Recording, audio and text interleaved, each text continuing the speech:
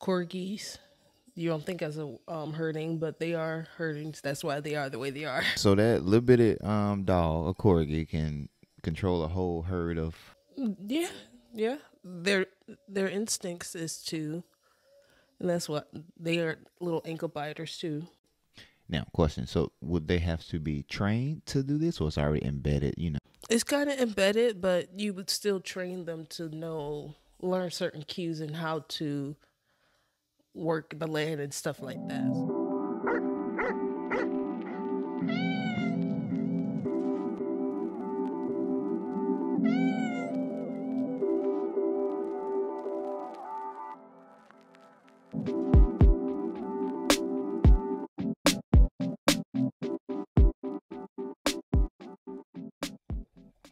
Welcome back to another episode of Wine, Whiskey, and Tail Wag. Hey y'all. We finally got that setup going on. Got a little doggone wine and whiskey out here. Yes, this is a Christmas cup. By the way, just gonna put that out there. Where you been? Transparent? Yeah, yeah. Today we listened to some good old Luther. Mm-hmm. What type of plant that is? It's actually an assortment of succulents, desert type plants. You said, a desert. Also, it can grow in hot climate. Mm-hmm. It prefers warmer climate. So in the cold, it'll die. Cold weather. If it gets too cold, yeah. But they're pretty resilient plants. What are we talking about today, Sierra? I'm gonna get into not breeds, but the classes of the different types of breeds. What they were bred for, kind of a little bit of not too much of their personalities, because each dog, of course, is gonna have their own personalities. But what would they mainly bred for, and what they typically, and how when they come to dog shows, how they show the dogs there too as well, and how they group them together and how they grade them out of that. They normally group them together by different classes. Yeah, not all dogs belong to the same class. They're all canines, but some were made for working, some were sports, some they're your hound dogs, terriers, your herders, your toy dogs, those type of those classes, non-sport. Off the top of your head, like I guess we can get straight into it, going talking about the working breed. I know you know some working breeds. Mm-hmm. What would you name some? Could you name some working breeds? Working. So I'm thinking Dobermans, Akitas Mm-hmm. is a working breed. Now we trying to cheat off my. A Pyrenees would be a working breed. Collie, border collie would be, in the working breed class. That's all I can think about right now off the top of my head. But it's probably 20 breeds per class. Not necessarily. Not necessarily. I mean, of course, with more and more breeds being made and can seen as breeds nowadays. Of course, yeah, there are more and more, but for the most part, that is you are right. Those are the working breed main ones. Some your boxes is a working breed. A lot of people don't think about them as a working breed. Because they're so goofy. Cane Corsos, Newfoundlands, Really? Malamutes. Your Newfoundlands, that's your farm dogs. Yeah. Just like your Like Pyrenees. a Pyrenees. Yeah, just like your Pyrenees.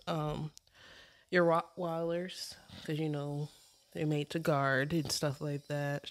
Giant Schnauzers, even miniature Schnauzers as well. Supposed to. The miniature schnauzers. Most of them be little yapper. Yeah. And pretty much going into how they are as breeds. So your working class, of course, they're bred to work. So they're pretty smart, quick learners, easy trainable for the most part. Watchful dogs, alert dogs. So that's where you get your Dobermans, your Rottweilers, your guard dogs, Tibetan Mastiffs.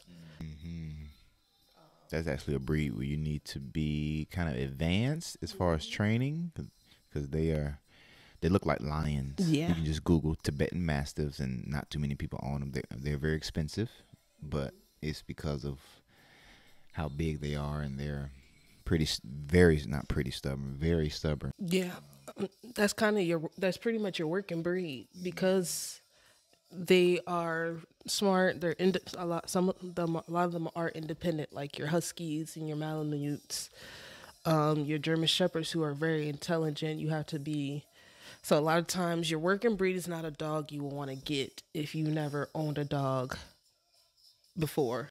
Right. So as a first time pet owner, you might want to reconsider your working breeds. They're good dogs and they can of course trainable, but you have to be kind of have a firm hand and know what you're doing with those dogs because they are so driven to work. So they have to exert that energy somewhere. Would you? I'm sorry. Would you consider pit bulls in the working class, or what are they supposed to be? What class? I said they would be considered more kind of like a working breed because a lot of times they are made to guard. They are your guard dogs. But because they also are such loving and sensitive breeds, they're also just regular good house pets all around. So, but yeah, you could put them in a working class in a sense because originally they were made to guard and put them to work in different ways. So that's for the pretty much your working class, the general consensus of them. Next, I'm gonna get into the herding breed because they're kind of close. They're similar. The herding breed actually wasn't recognized as a class until 1983. They were pretty much with the working. They were considered the working class until 1983. They were recognized as their own class, which is your herders, which you got your cattle dogs, Australian shepherds, sheep dogs, those different breeds, your bearded sheepdog, your collies, border collies, the bearded collie. Then you have some of your water dogs, corgis. You don't think as a herding, but they are herdings. That's why they are the way they are. Okay. What do they? I guess sheep and lamb. Yeah. There. Yeah, pretty much still work the farm, herding sheep. So that, like a cow, right? I mean, they could. That's what I'm saying. So that little bitty dog, a corgi, can control a whole herd of. Yeah, yeah. Their instincts is to, and that's what they are, little ankle biters too. Now, question. So would they have to be trained to do this, or it's already embedded? It's kind of embedded, but you would still train them to learn certain cues and how to work the land and stuff like that. So, yeah, you still want to train them, but it's kind of their instinct. That's why you call them ankle biters. That's where you're like blue heelers, Australian cattle dog, the way they get low and they kind of, that's how they usually would direct. Australian shepherd, like one, when I was working at a doggy daycare, when she was ready to go inside, every so often, if I'm standing right here, she'll stand at the door, then she'll come around, make a circle around me, then go back to the door like, hey, I'm ready to go inside. And that's just her instinct. She's never heard it. She wasn't a working dog. She lived in the city, but it's just her instinct to kind of, that's her way of letting somebody know but that's the same technique they would use Oh, okay. when they're working. Okay. So, pretty much we already kind of talked about a little bit, told you. Started, officially recognized in 1983. They bred to control movement of other animals, mainly your farm animals, cows, your sheeps, goats.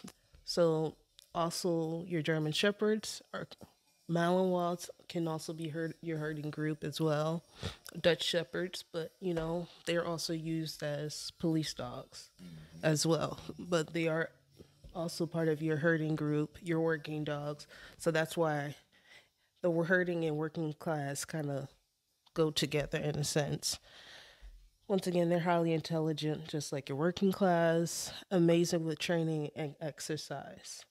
And I guess a little bit of the difference between, I mean, they can kind of the same because both of them you do want to have a strong hand with.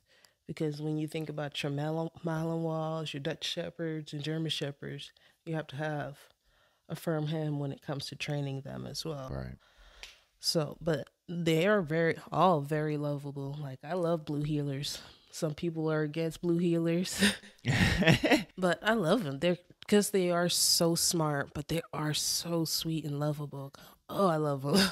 I say, well, most of the blue heelers that I knew, we kept in, we wouldn't call it, we kept in like a little, well, we thought they were dog aggressive. Most of the ones that I ran into. So we kept them in like a separate area when I worked at a boarding facility. But I mean, I hear they're pretty nice dog. Well, I know from experience, it all, comes from how you raise your dog and how you, treat your dog growing up. But most of the blue heelers I ran into are dog aggressive. They don't play. No, they don't. That is true. They are not the friendliest with other dogs. But when you think about it, most of the time when you see a farm blue, they work alone. They're not one that really work. They can work in the pack, of course, but they're just driven, and the way they play, other dogs don't like because they're ankle biters. So other dogs don't necessarily like to be herded.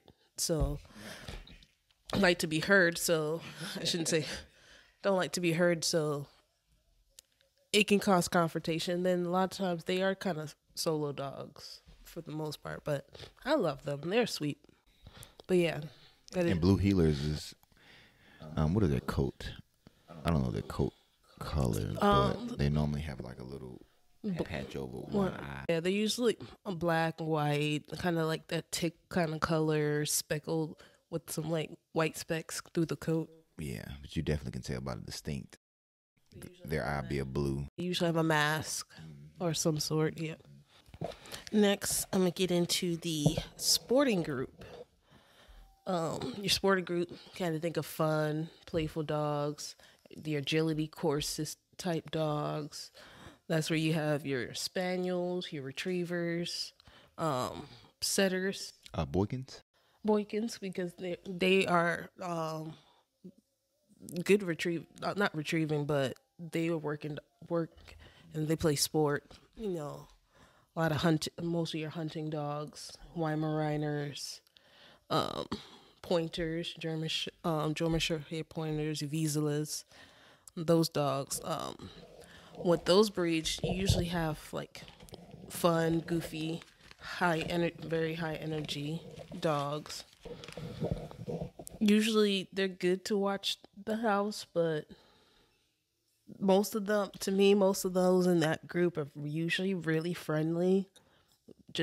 And they usually work in a pack. They're usually really good when it comes to play groups. Most of those in that group, I would say, just from my experience. But that group does have a lot of different personality because there's it goes from, in that group you have, your Vizslas, but they're kind of like your working dogs in a sense too, because usually for sport, people will go fox hunting, and you send out your beagles to go catch them, or you send out your herd of not golden retrievers, Labrador retrievers, Weimaraners. Would you say that? Say that breed again? Weimaraner. Oh, okay. Weimaraner. That's what you said. That's you not said what I said. No, I said Weimaraner. Okay. All right. Continue. But yeah, that's from the most part with your sports group. As usual, we thank you guys for listening to another episode of Wine, Whiskey, and Tail Wags. Have a good one, y'all.